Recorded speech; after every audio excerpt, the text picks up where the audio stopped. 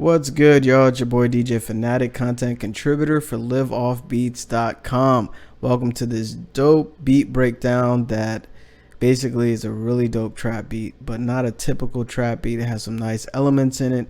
Thank you for watching. Of course, if you'd like to follow me, you can follow me at Twitter at DJ Fanatic. That's DJ PHANATIC, or Sounds for Producers on Instagram as well. So let me start with the first thing I chose. I actually started with some cool chords with a top melody, and a particular sound I chose was in Contact. Let's find out what that is. That way you can know. I use Alicia Keys, and she has some cool stuff. This one's the Audience Big Concert Hall piano. So check it out.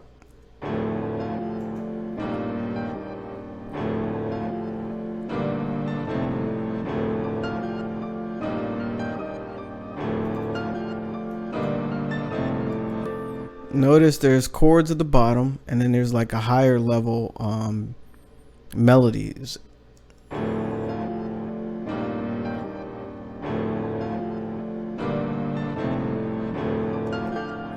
So basically what I did processing wise, I went over with EQ2, fruity parametric EQ2. It's pretty much on all the tracks. I like to isolate the frequencies that I use for every sound. And I actually use halftime and reverser.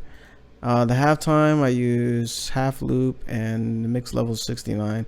So that way the higher frequency goes through, and also you have like a lower menacing melody underneath. And the reverser kind of gives it that backwards sound. So check it out. This is without plugins.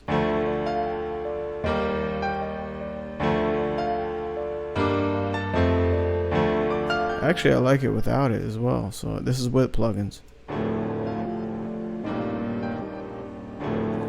A lot darker, and you know, just different things. So the next sound I chose to complement that was another piano, but also it's, if you visually look at it, it's not as busy, and it's just pretty straightforward couple notes here.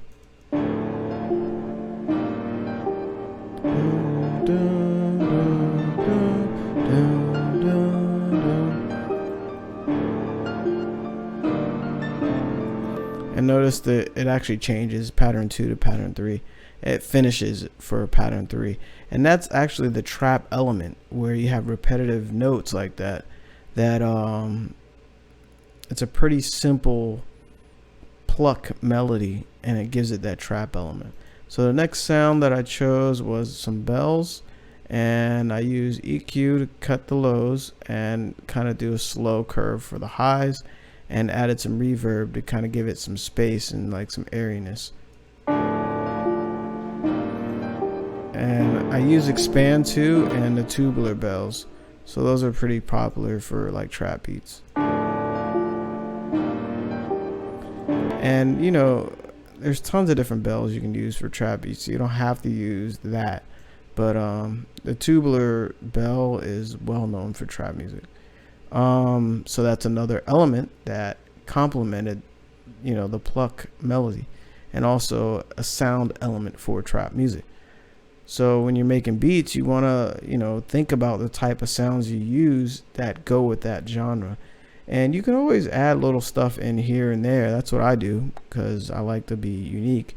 But, you know, if you're making it to sell, or you're making it for a specific artist, pay attention to your sound selection. So next thing I added,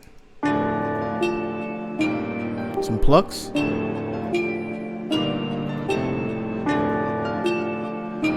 That might be overkill because I did a whole nother melody, but I'm a melody guy. So I use this is Contact 5, and I use Evolve by Heavyosity. I never say that right. Heavyosity, I think that's right. And a particular sound is called Toy Harp. There's some cool stuff in there. So the next sound I chose to use is like a soft lead. I'll solo it.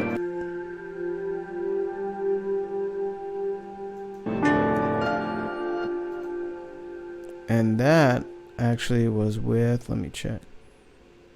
I don't know what that was with. Contact 5, obviously. And I use Analog Strings by Output. They have some crazy stuff in there. I love that.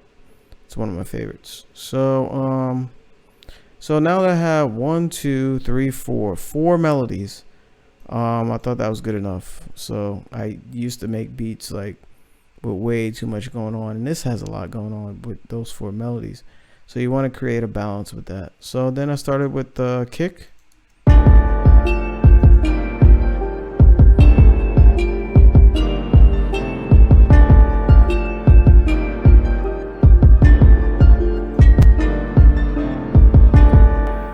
The sound, man, that kick is crazy. So, and I use, if you notice plugin wise, I use Sausage Fattener to kind of give it some compression and some darkness. And notice the piano parts, I had them pan left and right to create some balance. And then I added snare.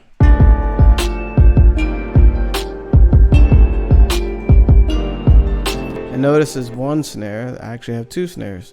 And usually when I layer like that, I use Fruity Stereo Enhancer for the first snare to kind of give it some stereo separation in a way, but also a delay on the second instance of the sound. Mess around with that when you want things to sound fuller, like with claps and certain snares. You can get some cool results with Fruity Stereo Enhancer. And I use Sound Goodizer to give it a little more punch.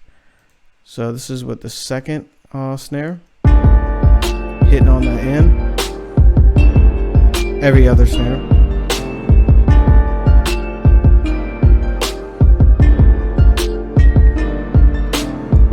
And notice the kick pattern itself is dun, dun, dun, dun, dun, dun, dun. It's not a typical trap pattern, but it's coming along pretty well. The next thing I added was like this chant on the end of the beat.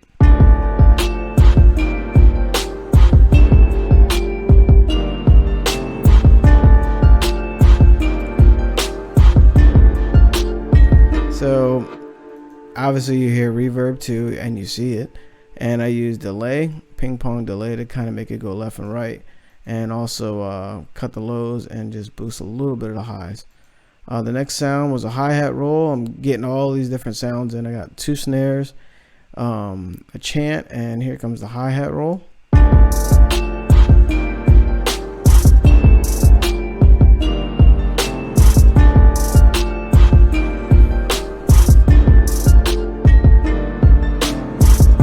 Notice that hi-hat roll actually is pan left and right. My bad. And it's a loop. So with loops you can do some cool stuff with and take it to a whole nother level and make it unique. So the next sound I chose was a cymbal. Nothing too extravagant, but I just cut the lows on that.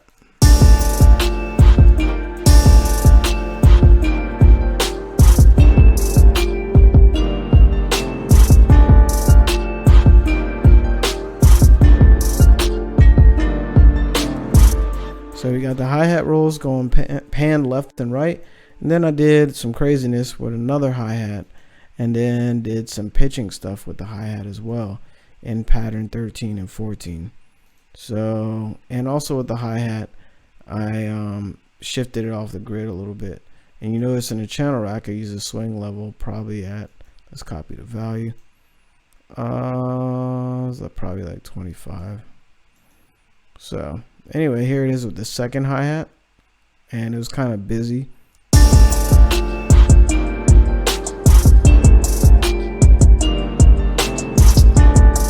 Wow. So I did just a little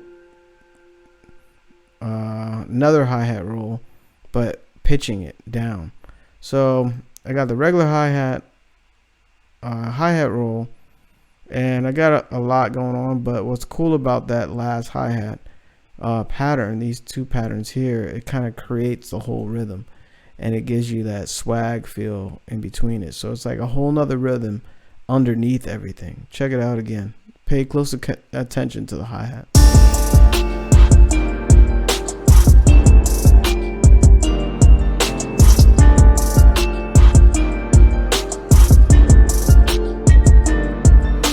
Nice. So, and the last sound that I have in a beat is the 808. And for this 808,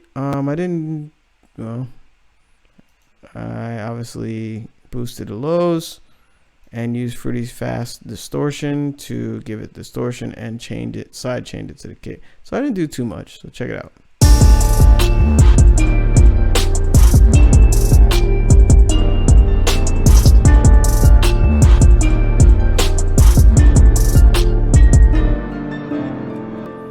And notice it's mostly octave jumps, but you can kind of create a melody of the 808 that goes with the beat. Let's see. So I'm using bends and octave jumps. And for that 808, you can go to wrench tool and you can turn on mono and porta and turn up slide to make a slide like that.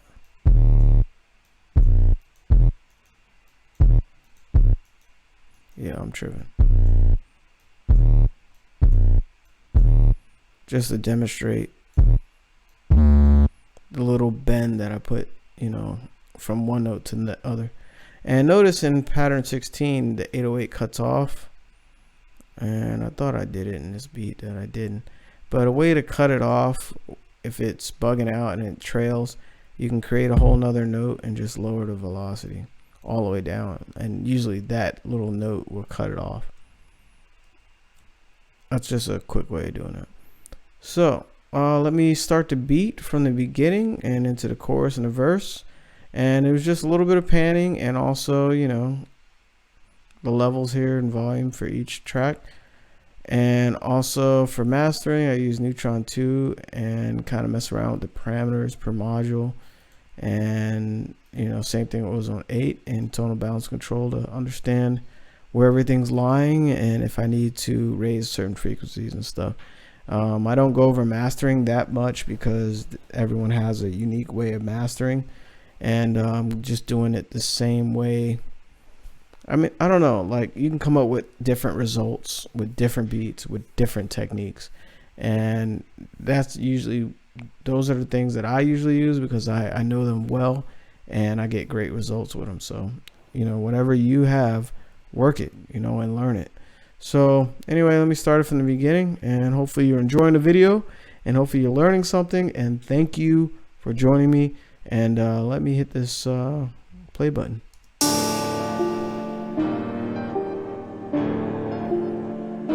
Oh yeah. It sounds so old school.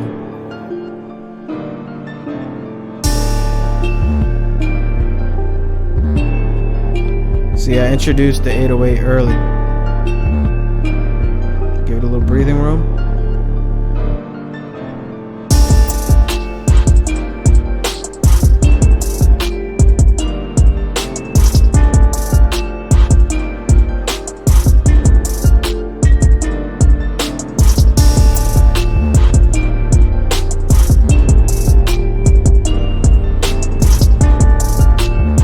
That was the chorus, about 8 bars. Here's the verse.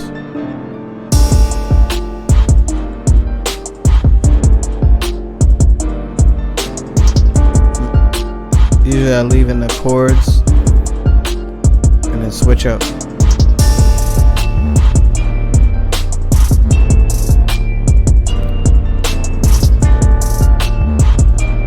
Could have took out some bells. Break. Chorus.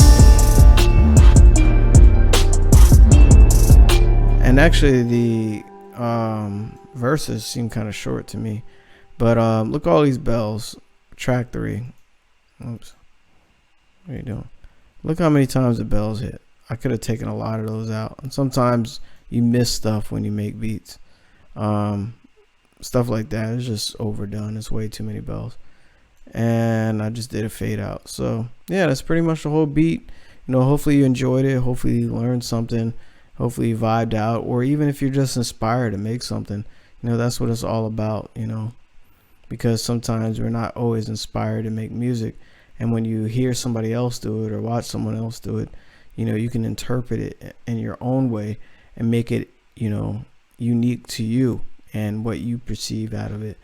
And those chords, let's see what I did with those chords. I think I just created it out of some madness, because I usually get my little zone and just, yeah. You can pause the video and look at that if you want and transpose. I don't care. But yeah, I went kind of crazy with those chords and created something cool, because you got chords and a melody on top of it, you know, all in the same pattern. So yeah, and sometimes I just spend like an hour just on making something dope with just one pattern like that, and I probably spent some time on that. So anyway, hope you enjoyed the video. Again, it's your boy DJ Fanatic Beats, content contributor for LiveOffBeats.com. If you like to follow me, you can follow me on Twitter at DJ Fanatic. That's PHANATIC, or Sounds for Producers on Instagram as well. Peace and blessings. Keep making music, man.